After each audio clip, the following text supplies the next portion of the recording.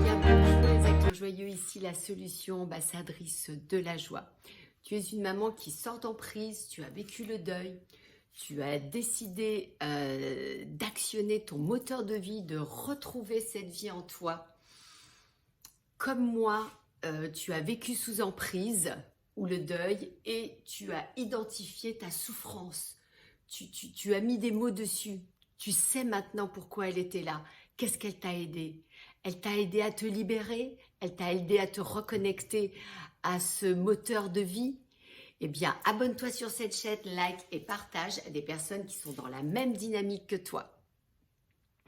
Je me présente, je m'appelle Sylvie, j'ai donc été très longtemps sous emprise. Et à partir du moment où j'ai identifié mon mal-être, ma souffrance au quotidien, ma souffrance au quotidien, tout ça parce que j'étais sous emprise, je l'ai identifié, donc ça a été vraiment libérateur pour moi.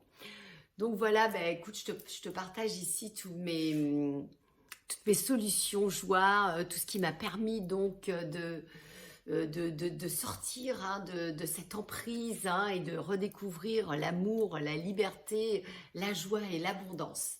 Voilà, petit disclaimer ici, je ne suis ni psychiatre, ni psychologue, ni thérapeute. Je suis le fruit de cette expérience, de cette libération et de cette connexion à l'amour et à la joie et à l'abondance. Voilà. Et donc aujourd'hui, j'ai décidé de parler de la connaissance. Et oui, et cette connaissance, comment je vais en parler? Eh bien, en parlant de la souffrance. Alors, on en parle quand de la souffrance? Eh bien, on en parle maintenant. Alors, c'est parti. Donc, pour moi, cette souffrance donc qui s'allie à la connaissance pour apporter la liberté, la libération. Et oui, parce que c'est dans la souffrance, quand on en a marre de souffrir, quand on touche le mur et quand on dit « mais c'est pas possible, quoi.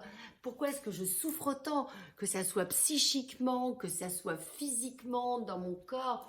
Comment ça se fait? Et le plus dur, c'est de ne pas mettre des mots sur cette souffrance, de ne pas savoir pourquoi, de ne pas connaître. Donc quand on commence à vouloir dire « voilà, j'ai envie de savoir, mais pourquoi j'ai cette souffrance ?» Eh bien, cette connaissance va nous permettre de nous libérer. Voilà, j'avais vraiment envie de dire ça parce que pour moi, c'est important. Donc, la souffrance pour moi est purificatrice et la connaissance est libératrice. Voilà, si tu peux méditer et essayer de... Enfin, quand je dis méditer, c'est penser à ces deux phrases, je les relis parce qu'elles sont pour moi très importantes et c'est un peu une fondation d'où partir pour justement actionner ce moteur de vie.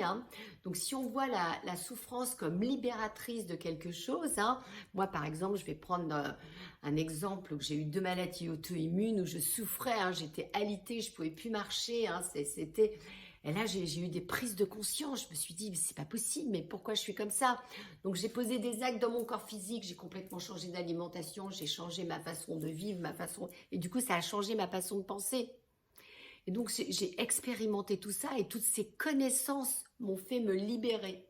Voilà, après, je peux parler aussi de l'emprise qu'a eu le manipulateur pervers sur nous, on est lumière et donc il veut toucher à notre lumière, il veut nous rendre fous, folles, nous rendre malades. Et donc, c'est aussi à un moment donné, on a une prise de conscience et on se dit, où on arrive dans un burn-out, où on arrive dans j'aime plus ce que je fais, ou j'en ai marre qu'on me parle mal. Et là, pareil, on a des prises de conscience. Et qu'est-ce qui se passe? Et on pose des actes. Et c'est là où, que ça soit dans le corps physique ou dans le corps mental, où on se libère, où la parole est libératrice, où l'acte est libérateur. Quand le corps physique agit, le corps mental, il n'arrive pas à suivre. C'est pour ça que je dis qu'il est important de poser des actes.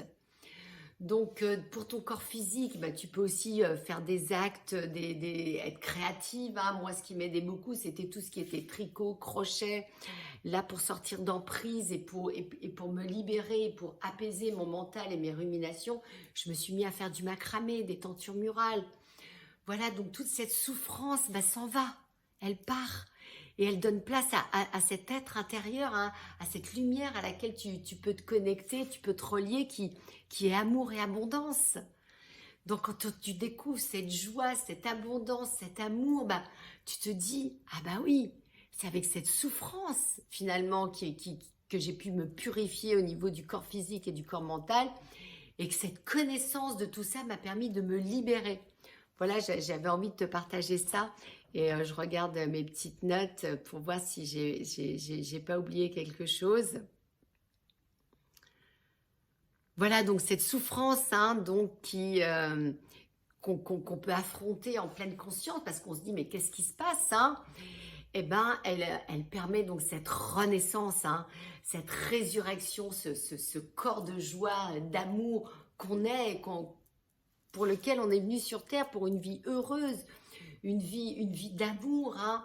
C'est nos pensées, finalement, de croire que ben, qu'est-ce qui va encore m'arriver, ah, ben, je vais tomber malade, et je vais faire ci, et je vais faire ça.